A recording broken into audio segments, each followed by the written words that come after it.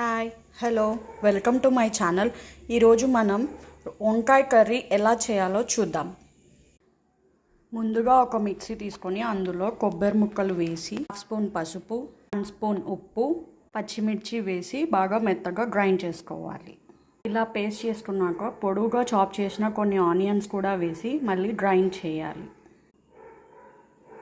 ఇప్పుడు ఈ పేస్ట్ని వంకాయలని ఇలా 4 పక్షాలుగా కట్ చేసుకొని ఇందులో నించుకోవాలి.